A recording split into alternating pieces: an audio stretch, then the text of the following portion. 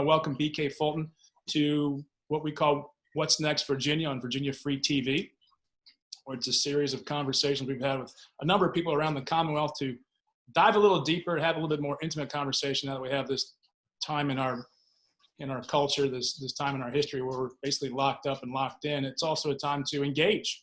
And thankfully we have that opportunity. And BK, you've always been an inspiration to me since the time I've known you. I always, as I told you before, I feel completely underutilized when I'm around you. You're quite an accomplished man. Not only were you a corporate executive of a very high level, but now you've gone into this new realm, I don't even want to call it retirement, in which you have created your own company, Soulidifly Productions, and you're making films to tell a story. Tell us about that. Sure. I had the privilege of running Verizon Virginia, Verizon West Virginia, the Mid-Atlantic region for Verizon. So at one point had about 44,000 employees, and it was really a great place to spend a fair part of my professional career. I've also worked at other companies, Time Warner, AOL, worked for the Department of Commerce for a little while, worked at a civil rights organization called the National Urban League. And so we're all an aggregate of our experiences. And so for me, when I retired in 2015, the question was, I was still a relatively young man, and I hadn't decided what I would do next. There are a lot of teachers in my family and preachers, so I thought maybe I'd do something ecumenical or in the classroom, talk with a couple of university presidents about doing a faculty thing. And then I talked to my kids and looked at some of my friends' kids, and a lot of them were on these screens, the stuff that I helped to create, to proliferate anyway, the telephone and video games and things like that. So I was like, oh, wait a minute. People aren't going to church like I had to when I was a kid. Education doesn't feel like it's changed as much. Politics have become a little bit polarized, or a lot polarized in many instances. Where is a place where I can make an impact? And it was in art, in media. It was a place where I could touch hearts and touch minds, and realize that we're in this kind of celebrity culture, and I could influence the influencer by paying for the script or writing the script. And so Soulidifly Productions was born. We have the odd footnote in history now of being the first independent-owned film company that produced 4 feature-length films in its first year. Nobody had done that before. Our first film had Taye Diggs, John Cusack, George Lopez, and Luke Hemsworth. Wow. And opened in theaters. And people were like, BK, that was your first film? I was like, yeah, we did pretty well with that one. And now we've got our 5th film already released. We have 1, 2, maybe 3 more coming out this year. We also did, I wrote 7 books last year. We released 8 children's books.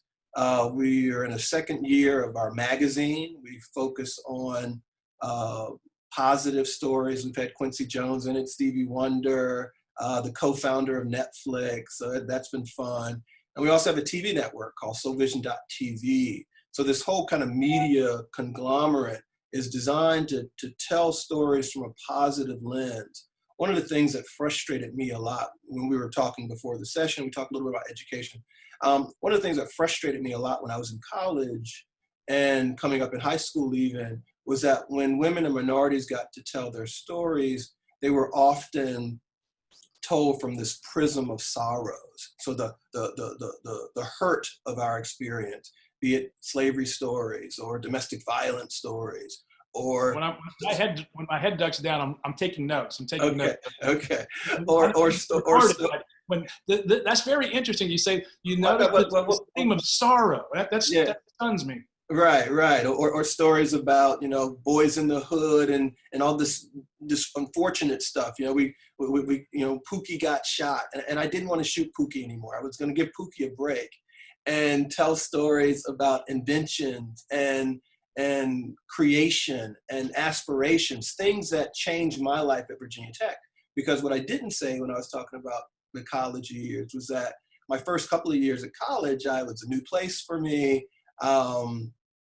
I spent a lot of time playing ball and dancing and hanging out. and not as much time as I should have with my books. And so things weren't going quite so well. And I ended up going to the library to plan my escape from Virginia Tech. And I feel it was divine, but I ended up in the E185.5 section of the Dewey Decimal System. And that happens to be the section on Black people. And I started reading about the first open heart surgery and blood plasma and the invention of the third rail by Granville T. Woods, who sold the patent to General Electric in 1901. So I'm in engineering school and knew none of this. So I was like, wait a minute, I can make it here. I belong here. And I went from the probations list to the dean's list to the board of directors of Virginia Tech. And I said, if reading about accomplishments and success can turn my life around 180 degrees, then what would happen if I put it on the big screen and I added powerful music and great acting and great storytelling? And so then I realized, oh my God, we're missing out. Instead of telling stories from the sorrows of our experience, the world needs to see these stories from the achievement narrative. Right. And so Soulidifly really focuses on the achievement narrative. And that's a pivot in our culture, isn't it? It is. To take that theme that became obvious to you. It's like, wait a second, we're not telling the real story here. We're telling a story. Our son, our oldest son, who's now 24, one night we're on the back porch with all the kids, and we're going, what would you like? And we went, if you could do one thing in this world, what would it be? And then the one girl said, I'd like a self-flushing toilet. I said, Dad wouldn't yell at me. She was like 6 or 7 at the time. And everyone broke up and we're all laughing, right? And the oldest son goes, very thoughtful kid. He goes, I'd like to have my own news service where I just put out nothing but positive good news. This is like 15 years ago, BK. So the theme really resonates with me because my own kids feel this same emptiness when it comes to what's really going on in the world, and what could be going on in the world is a light to educate people. So bravo to you. Well, I appreciate it. I mean, what ends up happening when we shift the conversation to the possibilities is you ignite the creative portion that's in all of us. I think that all of us, I wrote an article not too long ago called The Divine Puzzle of Life from a native son of Virginia. And it talks about each of us bringing the best version of ourselves to the problems of the world, and we can actually solve them. And to be that most useful piece of the divine puzzle, you have to know who you are. You have to know who you are in the world to know what you must do in the world. But when you bring your piece and I bring my piece and the audience members bring their piece, we have a chance at creating love. That's what it comes down to for me now at this age. What I want to pass on is a legacy of love, a legacy of contributions and things that add to the human story. Right. We're at an unusual moment in time where young people are rising up. We're stuck at home. We're taking in content. We're reading books. We're doing Zoom sessions. What's next, Virginia?